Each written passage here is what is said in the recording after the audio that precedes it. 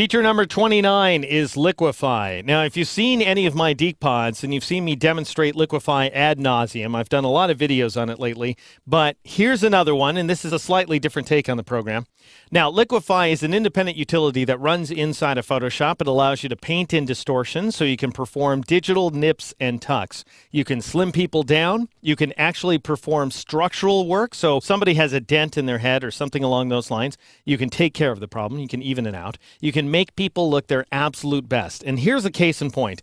This image comes to us from Serge Zastavkin of image vendor Fotolia, about which you can learn more at fotolia.com/Deke. This woman is perfectly good looking. It's just that her pose is so darn frumpy. She's sort of got her head inclined, and as a result, her entire body is at an angle. So she has this shoulder raised up and this one sort of drooping downward. And as a result, her elbows aren't even. Notice that. It looks like she's got a gorilla arm over on this side, and then she's got a slightly shorter arm on this side here, even though they're both looking a little orangutan-ish. And then finally, she's sitting on this narrow stool, which is splaying out her hips. I'm not sure that's the most flattering pose. And down here at the bottom, we could stand to do a little bit of work on the ankles. And this is all stuff that's just perfect for Liquify, as you're about to see. And we can perform really radical modifications as well. By the end of this exercise, I'm going to go ahead and tilt her head upward so that she's sitting erect. All right, so I'm going to click with my selection tool to deselect the entire image, just so that we can work on the whole thing at the same time. I'll go up to the filter menu and choose Liquify to bring up the big old Liquify window here. As I say, it's an independent utility. It has a bunch of tools over here on the left-hand side, a bunch of options over here on the right-hand side. Most of your work, though, is going to be done using the default tool, which is called the forward warp tool. But most people just call it the warp tool, which is why it has a keyboard shortcut of W for warp. All right, let's go ahead and zoom in a little bit here. And the first thing that we need to do is drag up those elbows. Just kind of bring up the entire body so she doesn't look quite like such a flat tire here. If we just go ahead and sort of raise up the entire thing, I think things will look better. So I'm going to increase the size of my brush by pressing and holding on the right bracket key. That's going to increase the size of the brush. If it's going too slow for you, as it is for me, then you can press Shift along with right bracket, and that will increase the size of the brush that much more quickly. And then I'm just going to kind of drag these elbows upward. So I'll start with this one, drag it up, and notice as I'm dragging it up, the hip raises along with it. And then I'll drag this elbow up as well. Now I'm creating this sort of compressed torso here. I'll work on that as well. And my rule of thumb where Liquify is concerned is to apply as slight of modifications as you can afford to. In other words, as you have the patience to apply. However, the way I tend to work when I'm going at an image is I tend to work big at first. So I'll apply great big modifications initially, and then I'll back it off and apply smaller modifications in the end in order to just sort of firm things up.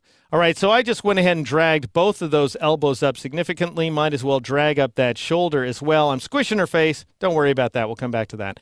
And now I'll decrease the size of my brush by pressing and holding the left bracket key. Or I can press Shift left bracket for quicker results like so. And I'll go ahead and drag this area up, and I'll drag these hips up as well, scoot them upwards so that we get something that looks a little more appealing, I think, a little more flattering. And then I'll drag this portion of the arm down. Watch this stuff. You can end up with very unfortunate modifications if you're not paying attention to what you're doing. So go ahead and take the time to evaluate each brush stroke as you apply it. I'll go ahead and undo that one by pressing Control-Z, Command-Z on the Mac. You can also backstep multiple operations by pressing Control-Alt-Z or Command-Option-Z on a Mac. That's exactly how it works in the larger world of Photoshop. All right, I'll go ahead and increase the size of this arm just a little bit, tuck this part in as well. And I want to raise this hip just a little bit more. Now, what you'll find is when you're compressing an area, it tends to look okay. For example, I'm compressing the hips and the pants here. But the area that you're always dragging out one area. So you're always increasing the size of one area of the image and decreasing the size of another area in the image. So everything has an equal opposite reaction, don't you know? And what that means is the area that you stretch, which is the white area in my case, is going to end up looking stretched. You'll actually have stretched pixels, sort of motion blur pixels going on. That's something to watch out for. Because I'm working against a white background, this image is quite forgiving. So as long as I keep squishing things inward, I'm going to be okay. I'm not going to end up with any stretching because there's nothing to stretch out here. All right, I might also go ahead and reduce the size of my cursor some more, drag the sleeves down a little bit. I know that's the way the blouse is supposed to be, but I don't like it, so I'm going to drag it down ever so slightly here just to sort of even things out, maybe drag this up. One of the things that you're going to have to keep an eye out for as you drag things in is sort of lumpy areas. So notice if I drag in these portions of the arm a little bit, they're starting to kind of lump up right there, and we don't want that lumpiness. That's an entirely bad thing. So you can switch to one of the other tools, and the next most useful tool, I think, inside Liquify, after warp, that is to say, is this guy right here, pucker. Very useful tool. For example, if I grab that pucker tool, it's great on tummies. Incidentally, I'll increase the size of the brush fairly significantly here, and I'll just click a few times inside the tummy region right there, and notice what a terrific job it does of just liposuctioning away that area. All right, and you might go ahead and drag these areas outward a little bit in order to sort of reduce the size of the arms and increase the size of this blouse region right there. All right, but having done that, another use for the pucker tool is that it's great for straightening out the lumps. So I'll go ahead and grab the pucker tool and watch this. I'll reduce the size of my cursor significantly right there to about that size, and then I'll click at this location. Now, nothing really happened, nothing of merit happened there, but that just establishes a click point. And then I'll drop down to the elbow region and I'll shift click like so. And what Photoshop does is it goes ahead and draws a straight line between the click and the shift click point, and it draws a line of pucker, and that line of pucker ends up straightening things out quite nicely. I'll go ahead and click here and shift click on that arm, this side of the arm as well, to straighten it out. So you just want to click and shift click right on the edge is how that works out for you. So try that out. It works great on arms and legs. Also, by the way, we'll find that the pucker tool is going to work out nicely on these ankles. So I'll go ahead and increase the size of my cursor a fair amount there, and then I'll just click. Notice that I'm just clicking here inside of the leg. I'm not doing any click and drag action, because if I do a click and drag, we'll get this number, which isn't going to look good at all. So undo that. We just want to do a couple of clicks here and there. And by a couple, I mean about 20 or so. You want to click sort of all over the place in order to get this looking right. And then same thing over here on this ankle. Not quite so much because this one's pointing directly at us, so it's bound to be a little thicker. But we do want to, trim things up and have them still look reasonably good. And I think this looks pretty darn nice. Now I'll go ahead and get my warp tool, my forward warp tool, if you will, and I'll drag these knees down a little bit just to extend the fabric. And at this point, you can see what I'm talking about with the stretching. You are going to get some stretch details once you start dragging inside your image. And that's just something to keep an eye out for. You just want to compensate for it to the best of your ability. Now, finally, what I'm going to do, let's say I want to apply something, quite a radical modification. I want to bring her head upward. Now, I've already kind of squished her head a little bit, and I want to now twirl it in order to raise it. And that's a decent use for the twirl clockwise tool, which either twirls clockwise, or if you press Alt or Option, it twirls counterclockwise.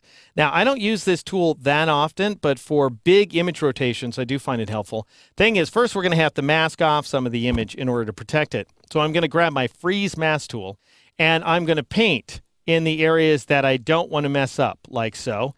And I'm going to have to paint actually quite a bit of the image in order to protect it. So I'll just keep painting around this area here. And obviously it doesn't have to be a beautiful mask, but we do need to protect the lower regions so that we don't end up messing them up. You'll see why in just a minute, because we're going to have to go with a very large brush indeed. All right, having done that, I am now ready to grab my twirl clockwise tool. Check this out. And I'm going to increase the brush size to its absolute maximum, which is 1500 pixels.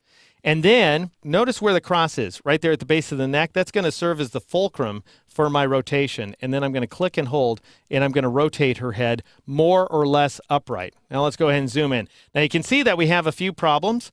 We might have to go at this area right there, that messed up shoulder, with the Reconstruct tool. We'd also have to push her head over a little bit using, and when I say a little bit, I mean a lot bit, using the Warp tool. All kinds of other stuff we need to do. And I'll go ahead and reduce the size of my brush now. Let's go ahead and get rid of the mask by clicking on the None button. It's served its purpose. And you might want to take a look at the Reconstruct tool here just to get a sense of how it works. I'll go ahead and reduce the size of my cursor even more. And notice that you just kind of want to click here and there with the tool in order to reconstruct those details. And that will go ahead and incrementally backstep your operations. All right, I'm going to grab my Warp tool once again because I still want to move that shoulder up. A lot of work still left to do. I'd have to sort of drag her head over here. I might find that the Bloat tool, by the way, would be useful for getting those eyes to be the same size. So bloat is exactly the opposite of pucker. And in fact, you can switch their behavior. So if you're painting with the pucker tool and you want to bloat something that is increase its size as opposed to reduce it, then you'd Alt or Option click with the pucker tool. If you're working with the bloat tool and you want to pucker something, then you would Alt or Option click as well. All right, finally, let's say I'm pleased as punch with the job I've done so far. I'm technically not, of course, but perhaps I might want to see how the effect looks inside of Photoshop before I revisit Liquify. Before you ever leave this filter, I really want you to get in the habit of doing this. Go ahead and click on the Save Mesh button, because everything you do inside Liquify is a mesh distortion, and you can see that mesh by turning on the Show Mesh checkbox. Notice that I have gone ahead and painted in this sort of web-style mesh distortion here, and that defines the distortion effect that I'm applying. But I want to save it out, so go ahead and turn off Show Mesh. You don't need to see it in order to save it. Click on Save Mesh in order to save out that effect. You can see that I've already saved one in advance here. Go ahead and give it a name, My Liquify Settings or something along those lines, and then go ahead and click Save. And that way, if you click on OK, as I'll do right here, to apply your effect, and then you do sort of the before and after versions of the effect here. You press Control-Z or Command-Z on the Mac to look at the before, and then you press Control-Z or Command-Z on the Mac to look at the after, and you go, well, I'm getting there, but I'm not done. Then you would undo your modification. You would go back into Liquify, and you'd see that you lost all your settings. It doesn't go ahead and bring up your last settings, and there's no way to do it by sort of option clicking on a button here or there or anything like that. What you have to do is save your settings in advance, which we've done, and then you click on Load Mesh in order to load them back up. So then I'd say, okay, my Liquify settings, I'll load those back up, and now I can continue to work on those settings. Or I could go ahead and load some even better settings that I've saved in advance here. I'll click on Load Mesh. These guys right here, Head Upright. Mesh. These were the last best settings that I came up with. I'll click on Open, and I end up getting this effect right here. Pretty darn nice. All right, so I'm going to go ahead and scroll the image downward so that we can see what it looks like. Good. I'll go ahead and click on OK in order to apply that modification. All right, so this is the before version of the image, the frumpy version, as it shall henceforth be known. And this is the after version. So much better in terms of posture, don't you think? Thanks to the power of feature number 29, Liquify, here inside Photoshop.